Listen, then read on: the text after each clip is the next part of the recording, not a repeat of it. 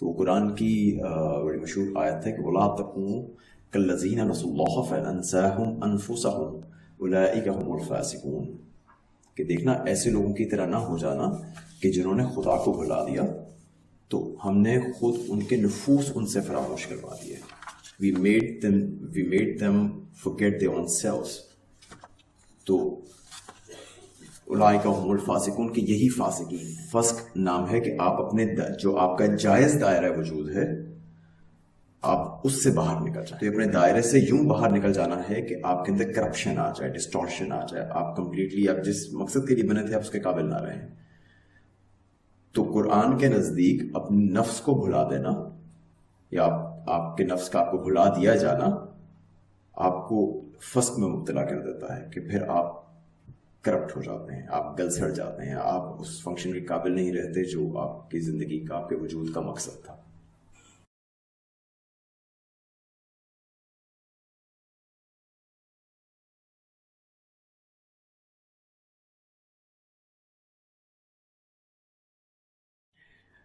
اچھا، اس میں آگے بڑھنے سے پہلے اگر یوں ہو جائے کہ ہم کچھ دیر یہ انسانی خودی کو چھوڑ کر اگر ہم بات کرنے لگے ہیں خودی کی صفات کی اور خودی کی اہمیت کی، تو ہم نے یہ تو دیکھا کہ قرآن میں اس کی کیا اہمیت ہے کہ اگر انسان کو اس کا نفس بھلا دیا جائے تو اس کا نفس کو بھلا دینا اس کو فسق میں مبتلا کر دیتا ہے.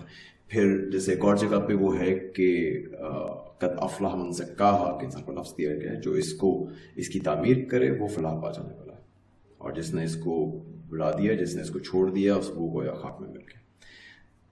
تو قرآن کے مطابق بھی قرآن جب اس نفس کی بات کرتا ہے تو وہ اس نفس کو ایک خاص اہمیت دے رہا ہے، اور اقبال تو اس کو پوری زندگی کا حاصل ہی اس کو جانتے ہیں، بلکہ آگے چل کے ہم دیکھیں گے وہ پورے کائناتی ارتقاء کا حاصل انسانی خودی کو سمجھتے ہیں کہ اب تک جو کچھ بھی ہوا ہے کائنات میں، جتنا یہ ارتقاء طویل گزرا ہے پوری کائنات پر، اس ارتقاء کا جو ایک حاصل ہے اور جو مقصد تھا اور جو آبجیکٹو تھا وہ انسانی خودی کا حصول تھا.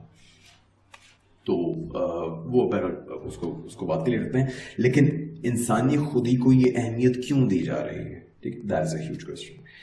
تو اس کے لیے میں چاہوں گا کہ پہلے ہم کچھ دیر کے لیے خودی، انسانی خودی سے خودی مطلق کی طرف متوجہ ہو جائیں، اس میں ایک دو باتیں کر لیں پھر واپس. اچھا، اب خدا کی بات جب آتی ہے، خدا کو ایک بار خودی مطلق بھی کہتے ہیں. ان کے یہ جب ہم لیکچرز پڑھیں گے تو لیکچرز میں بہت مرتبہ خدا کی طرف جب بات کی ہے تو انہوں نے الٹیمیٹ ایگو کہہ کے بات کی ہے. خدا کے لیے جو لفظ استعمال کرتے ہیں وہ الٹیمیٹ ایگو ہے، چھوٹا لفظ استعمال ہوتے ہیں اردو میں خودی مطلق.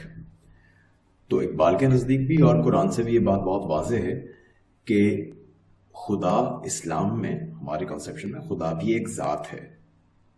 کچھ جیسے بھی یہ جو ایسٹرن مذاہب ہیں، ہندوازم وغیرہ، اس میں ذات کا تصور نہیں ہے.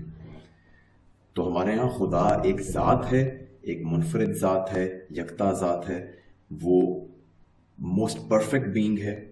وہ ایک انڈیویجول ہے جو سب سے پرفیکٹ ہے اور جس کی کریکٹرسٹکس، جس کے ٹریٹس، جس کے اوصاف پرفیکٹ ہارمنی میں ہیں، جس کی پاسبلٹیز اور جس کے اختیارات انفینٹ ہیں، انفینٹ مینی ہیں، اپنی ایکسپینشن میں بھی اور اپنی انٹینسٹی میں بھی. اس میں بلکہ اقبال کا اس میں ایک تھوڑا سا چھوٹا سا اگر ہم اقبال کے حوالے سے دیکھیں گے تو وہ یہ کہتے ہیں کہ خدا کی انفینٹی انٹینسو ہے، ایکسٹینسو نہیں ہے. وہ آگے جب ہم لیکچرز میں جائیں گے تو اس کو دیکھیں گے. اچھا، اب انسان کا جو تصور خدا ہے وہ تو بہت سبجیکٹو ہوتا ہے، اور وہ بلکہ یہ بڑی بدقسمتی کی بات ہے کہ وہ خدا، وہ وہی قیامت کے بعد بھی سبجیکٹو ہی رہا ہے. ہم خدا کی صفات کو، اس کے ٹریٹس کو، اس کی کوالٹیز کو اپنی کوالٹی کے عکس سے دیکھتے ہیں. وہ رحیم ہے تو ہمیں لگتا ہے کہ اس طرح ہمیں کبھی رحم آ جاتا ہے، کسی پہ دل بسیج کیا اس طرح سے وہ رحیم ہے، اس کو غصہ آ جاتا ہوگا ہماری طرح. تو ایک انسان کا، اور ہمارے اپنا مختلف ادوار میں ہم خدا کو مختلف انداز سے دیکھتے ہیں. غصے میں ہیں تو اور طرح سے پرسیو کریں گے، جس وقت ہمارے حالات بہت برے ہوتے ہیں کچھ اور طرح سے پرسیو کرتے ہیں، کچھ ناگہانی آفت ٹوٹ پڑی اور طرح سے پرسیو کرتے ہیں. تو یہ تو سبجیکٹو ہے.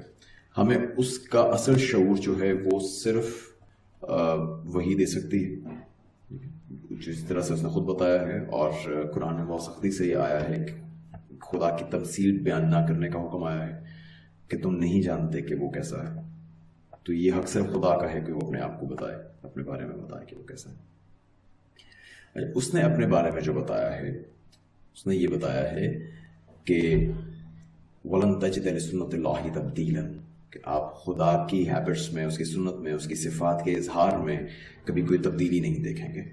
تو ایک تو یہ کہ اس کا جو میتھڈ ہے انٹریکٹ کرنے کا کائنات سے وہ ایبسولوٹ ہے، اور وہ انٹریکٹ کیسے کرتا ہے؟ اپنی صفات کے تھرو. اچھا، اب ہم یہاں پر تمام تر صفات کی بات تو نہیں کریں گے، نہ کر سکتے ہیں، مگر 2-3 صفات ہیں جن کی طرف میں آپ کی توجہ چاہتا ہوں مبذول کراؤں. ایک سب سے پہلی تو ہے اس کی قدرت. اللہ علی کل شیء قدیر، خدا کی ذات جو ہے وہ ہر شے پر قادر ہے. اسی طرح سے کیا وہ آیت ہے کہ وہ خالق ہے، اس نے فتبارک اللہ احسن الخالقین، جو آیت میں یاد کرنے کی کوشش کر رہا تھا کہ وہ بہترین خالق ہے، تمام خالقوں میں سے بہترین خدا کی ذات ہے. تو اب ان صفات کو اگر ہم ذہن میں رکھیں، وہ قادر ہے، وہ صمد ہے، وہ غنی ہے، وہ سب کی ضرورتیں پوری کرتا ہے اور اس کو کسی شے کی ضرورت نہیں ہے، وہ ہر ضرورت سے بے نیاز ہے. قادر ہونے کا، کل شیء قدیر کا مطلب یہ ہوتا ہے کہ وہ اپنے سے باہر بھی ہر شے پر قادر ہے، اور اس کے ارادے اس کے اندرونی جبر سے بھی آزاد ہے. ہمارے ارادے ہمارے اندرونی جبر سے عموماً آزاد نہیں ہوتے، مطلب وہ آزادی کا حصول جو ہے وہ ایک آئیڈیل ہے ہمارے لیے. ہم اپنی نفسیاتی کیفیات میں آ کر اپنے امپلسو ڈیسیژنز لیتے ہیں، کئی مرتبہ ہم ایموشنل ڈیسیژنز لیتے ہیں. تو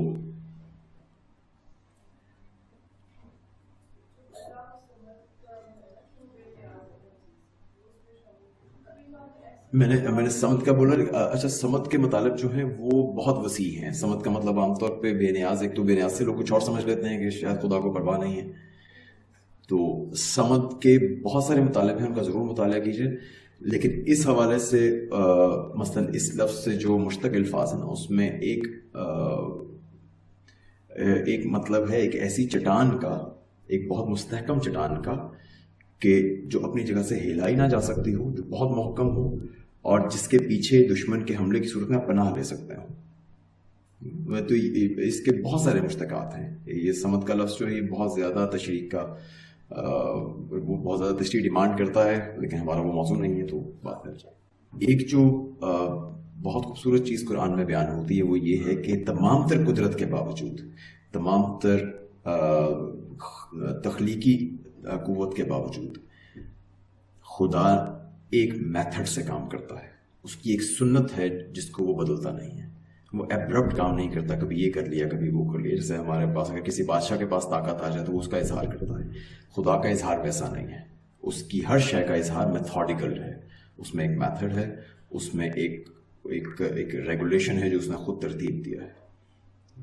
تو جیسے میں نے وہ سنت کا کہا تھا کہ وَلَن تَجِدَ لِسُنَّتِ اللَّهِ تَبْدِيلًا، کہ آپ اس کی سنت کو کبھی تبدیل ہوتا ہوا نہیں دیکھیں گے. اس کے جو بیسک پرنسپلز ہیں جو اس نے بنا رکھے ہیں ان کو تبدیل ہوتا ہوا نہیں دیکھیں گے.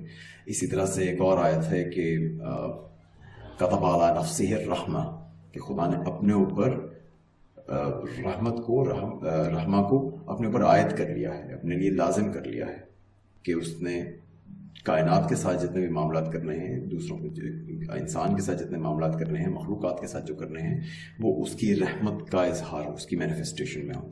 تو ان صفات کے حوالے سے اگر آپ دیکھیے تو یہ اس کی قدرت اور اس کی تخلیقی صفت، یہ اور بہت ساری دوسری صفات یہ ایسی ہیں کہ جو خدا کے ساتھ زیادہ تر خاص ہیں. اس نے اپنی مخلوقات کو ان میں سے بہت کم دیا ہے. وہ جیسے وہ خالق ہے، باقی تمام مخلوق ہے. وہ قدرت رکھتا ہے. اور اگر آپ جانوروں کی زندگی کا مطالعہ کریں، مثال کے طور پہ جو زمین پہ مختلف جانور ہیں، تو وہ تو یوں لگتا ہے کہ ان کا ایک خاص سیٹ پیٹرن ہے جس پہ وہ چلتے جا رہے ہیں. ان کی زندگی میں بالکل ایک جیسے تقدیر لکھ دی گئی ہے کہ اس جانور نے یوں بیہیو کرنا ہے، اور ان کے پورے سیٹ پیٹرنز ہیں. اگر آپ بیہیویئرل سائیکالوجی میں اس کو دیکھیں تو اس میں بہت دلچسپ ایگزامپلس ملتی ہیں. بس کہ وہ ان کے پیٹرنز ایسے ہیں کہ وہ جیسے الگوریتم لکھا ہو کہ اس نے یہاں سے یہاں تک ایگزیکیوٹ کرنا ہے، اگر فلاں ٹریگر انووک ہو جاتا ہے. تو جانوروں کی زندگی میں آپ کو بہت ہی فکسٹی ایک نظر آتی ہے، اور وہ فکسٹی برس ہا برس سے صدیوں سے ایک ہی طرح کی ہے. ان کی غذا سیم ہے، ان کا مطلب زندگی کا جو پیٹرن ہے وہ سیم ہے، مائگریٹ کرتے ہیں سردیوں میں ادھر، گرمیوں میں ادھر، وہ سب کچھ آپ کو بالکل ایک جیسا ملے گا. تو ان کی زندگی میں یوں لگتا ہے کہ جیسے قدرت ان کو بالکل حاصل نہیں ہے اپنے ڈیسیژنس پہ، یا بہت ہی لمیٹڈ حد تک حاصل ہے کہ گھاس یہاں سے کھانی ہے وہاں سے کھانی ہے، ٹھیک ہے. اس سے بڑھ کے ان کے پاس زیادہ اختیار موجود نہیں ہے، فری ول موجود نہیں ہے. اور اس کو قرآن نے بھی بیان کیا ہے، جو میں آیت پیش آپ کو کر دیتا ہوں. وَلِلَّهِ يَسْجُدُ مَا فِي السَّمَاوَاتِ وَمَا فِي الْأَرْضِ مِن دَابَّةٍ وَالْمَلَائِكَةُ وَهُمْ لَا يَسْتَكْبِرُونَ. خدا ہی کے لیے سجدہ ریز ہیں، اس کے ہی آگے جھکتے ہیں جو کچھ بھی ہیں سماوات میں اور ارض میں، جانوروں میں سے، جانداروں میں سے، اور جانوروں میں سے اور ملائکہ میں سے، اور یہ استکبار نہیں کرتے. یخافون ربہم من فوقہم، اپنے اوپر اپنے رب سے یہ ڈرتے رہتے ہیں. اور وَيَفْعَلُونَ مَا يُؤْمَرُونَ، اور بس وہی کرتے ہیں جس کا انہیں حکم دیا جاتا ہے. یفعلون ما یؤمرون، جو کہہ دیا، جو حکم دے دیا خدا نے، جو پیٹرن سیٹ کر دیے انہوں نے انہی پیٹرنز کے مطابق چلنا ہے. تو یہ آپ صفات کا، خدا کا، خالق کا اور مخلوق کی صفات کا یہ کنٹراسٹ ہے جو پرویسو ہے، جو سٹینڈرڈ ہے. اب اس سٹینڈرڈ کنٹراسٹ میں ایک ایکسیپشن، یہ سورۃ النحل 16 سورہ ہے اور اس کی ورسز ہیں 49 and 50.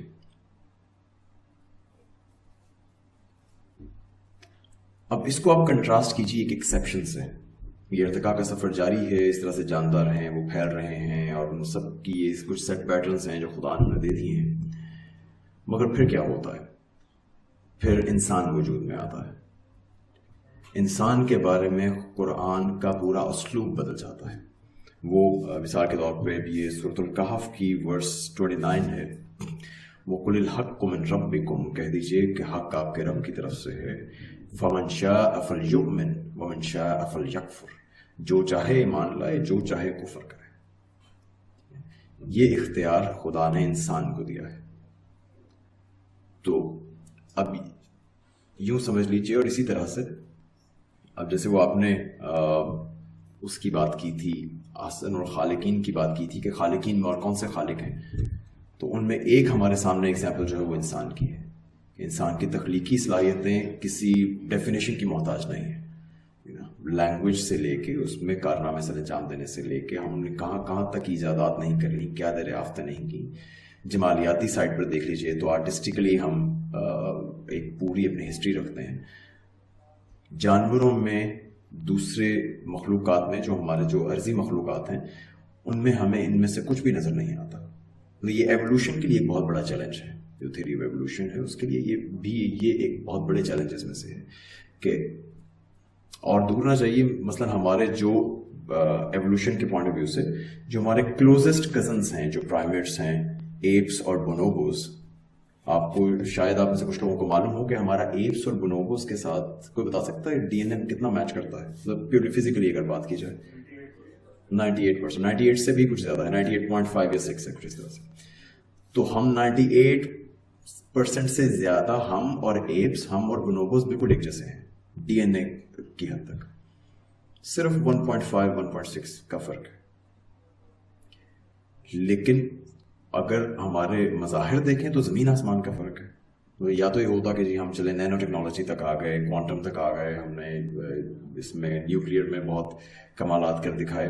دوسری طرف ہم کریٹو ہو گئے، ہم نے مطلب لیونارڈو ڈا ونچی جیسے لوگ پیدا کیے. ان سب کے ساتھ چلیں اور کچھ نہ ہوتا تو بونوبس وغیرہ جو ہیں وہ ایک چھوٹا سا تیر کمان بنا لیتے اپنے شکار کرنے کو. ایسا کیوں نہیں ہوا؟ وہ آپ کو یہ مطلب کوانٹیٹیو ڈفرینس نہیں ہے، یہ کوالٹیٹیو ڈفرینس ہے. یہ ایک شے کے ہونے اور نہ ہونے کا فرق ہے. تو تخلیقی صلاحیتیں آپ کو یوں لگتا ہے کہ باقی ساری دنیا سے، ساری زمین سے کٹ کے انسان کو الگ سے تخلیقی صلاحیتیں سونپ دی گئی ہیں. اس کے پاس ہیں، باقیوں کے پاس نہیں ہیں. ٹھیک ہے. تو اسی طرح سے انسان میں جیسے میں جمالیات کی بات کی، استھیٹک سینس کی بات کی، جانوروں میں آپ کو نظر نہیں آتی، ان میں آپ کو سیلف کوگنیشن نظر نہیں آتی، ان میں خیر اور شر کا شعور نظر نہیں آتا. تو بے شمار چیزیں ہیں جو کہ آپ کو بالکل بلیک اینڈ وائٹ میں نظر آتا ہے کہ یہ انسان کو دی گئی ہیں، جانوروں کو نہیں دی گئی. اچھا، اب یہ تو ہم نے دیکھ لیا کہ انسان میں یہ چیزیں بہت مختلف ہیں. سوال یہ پیدا ہوتا ہے کہ کیوں؟ انسان میں ایسی کیا شے ہے، انسان میں ایسی کیا چیز ڈال دی گئی اس کی تخلیق میں جس نے اس کو باقی جانداروں سے، باقی مخلوقات ارضی سے اور ملائکہ سے اتنا زیادہ مختلف کر دیا، اور اس کو یہ صفات خدا بندی کا دائرہ بشریت کے اندر صفات خدا بندی کا حامل کر دیا. اس کے لیے ہمیں کچھ گواہی ملتی ہے قرآن میں، جہاں پر انسان کی تخلیق کا ذکر ہے وہاں سے گواہی ملتی ہے. اب اس پہ میں آپ کی تھوڑی اٹینشن چاہوں گا، بلکہ اس کو ذرا غور سے سنیے کہ اب میں کچھ آیات پڑھنے لگا ہوں. اس میں کچھ ایک دو چونکا دینے والی چیزیں ہیں، تو وہ ذرا غور کیجیے اور مجھے بتائیے کہ کیا ہے. یہ 32 سورہ ہے اور ورسز ہیں 7 to 9. وہ جس نے جو چیز بنائی خوب بنائی، اور انسان کی پیدائش کی ابتدا گارے سے کی، من الطین، پھر اس کی نسل ایک حقیر پانی کے خلاصے سے چلائی، جو ریپروڈکٹیو اصول ہے اس پہ اس کی نسل کو آگے بڑھایا، پھر اس کو سنوارا، اور پھر اس میں اپنی روح میں سے پھونکا، اور پھر تمہارے لیے سماعت اور بصارت اور دل بنائے. تم کیا ہی تھوڑا شکر گزار ہوتے ہو. اس آیت میں کوئی خاص چیز آپ کو کوئی اسٹرائک کرنی چاہیے. ایک تو جو آپ نے بتایا وہ بہت اہم نقطہ ہے کہ ایک تو روح کا لفظ تخلیق کے حوالے سے انسان ہی کے بارے میں استعمال ہوا ہے، اور خدا کہتا کیا ہے کہ میں نے اس میں اپنی روح میں سے پھونکا. تو ایک یہ بہت اہم ایسپیکٹ ہے کہ خدا نے جب انسان کو بنایا ہے تو اس کے بارے میں کہہ رہا ہے کہ میں نے اس میں اپنی روح میں سے. جب فرشتوں کو خطاب ہو رہا تھا تو ان کو کیا کہا جا رہا تھا؟ وَإِذَا سَوَّيْتُهُ وَنَفَخْتُ فِيهِ مِنْ رُوحِي فَقَعُوا لَهُ سَاجِدِينَ، کہ جب میں اس کو بنا لوں، اس کو سنوار لوں، اور پھر اس میں اپنی روح میں سے پھونک دوں تو اس کے آگے سجدوں میں گر جانا. ٹھیک ہے. اب یہاں پہ ابھی میں اس بات کی طرف نہیں گیا جس کی طرف میں اصل میں اشارہ کرنا چاہ رہا تھا، لیکن یہ بھی بہت اہم نقطہ ہے جو نبی نے دیا ہے. اب یہاں پہ فرشتوں کا سجدہ جو ہے وہ اس خدا کی روح میں سے پھونکنے کے بعد ہے. تو ہم اس شے کے حامل ہیں جو خدا جس کا اوریجن خدا کی روح ہے. یہ انسان کو ایک بہت بڑا شرف بخشتی ہے. وَلَقَدْ كَرَّمْنَا بَنِي آدَم، جو ہمیں جو ایک تکریم دی گئی ہے، یہ اس تکریم کی بنیاد ہے. اور جو ابلیس کے اسی واقعے میں آپ اس کو بھی اب صحیح طور پہ انڈرسٹینڈ کر سکیں گے کہ ابلیس کے جو نادانیاں تھیں سجدہ سے انکار میں، اس میں ایک نادانی یہ بھی تھی کہ اس نے اپنے تئیں ایک خاکی پیکر کو سجدہ کرنے سے انکار کیا. اس نے یہ نہیں جانا، یہ نہیں دیکھا، یہ نہیں سوچا کہ وہ خاکی پیکر کس شے کا حامل ہے. اور اس چیز کا خیال ہمیں ایک دوسرے کے ساتھ معاملات کرتے ہوئے بھی ہونا چاہیے. کہتے ہیں نا، جب ہم فارم سے معاملات کریں تو اس کے پیچھے جو فارملیس موجود ہے اس کو ضرور ذہن میں رکھیے. تو کسی دوسرے انسان کی طرف حقارت کی نظر سے دیکھنا بنیادی طور پر خدا کی طرف تکبر سے دیکھنا ہے، کیونکہ آپ جس انسان سے معاملہ کر رہے ہیں وہ بھی اسی روح خدا بندی میں سے ایک حصے کا حامل ہے، اسی انرجی کا حامل ہے. تو پھر واپس ٹاپک پہ آتے ہیں. تو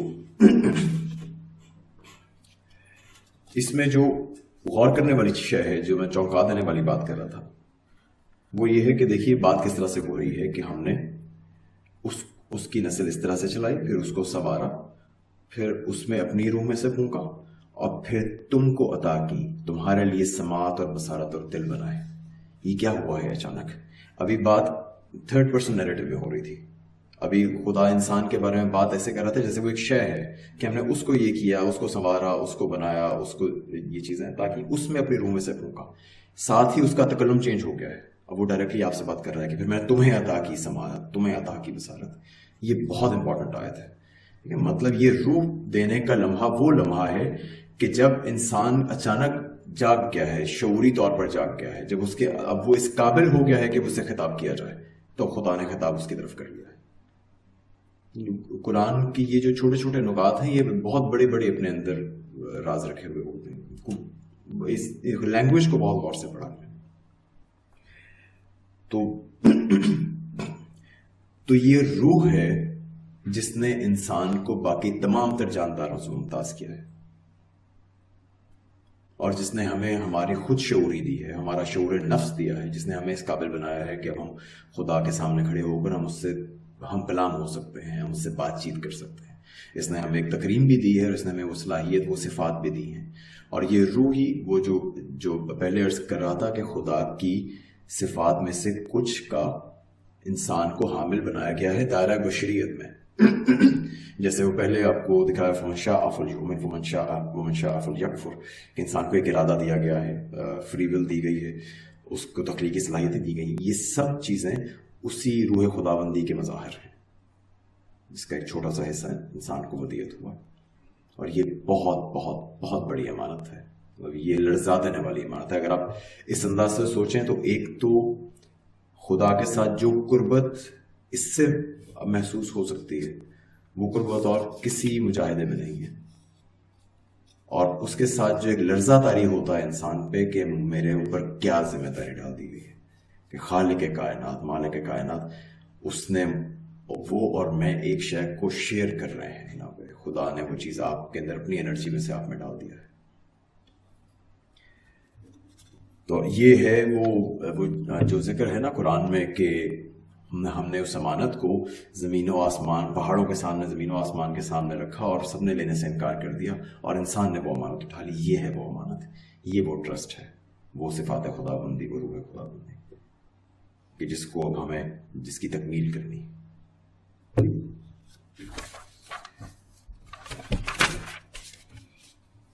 اچھا، یہاں تک پہنچ کے ابھی کوئی اگر آپ کا سوال ہو تو مجھے بتائیے.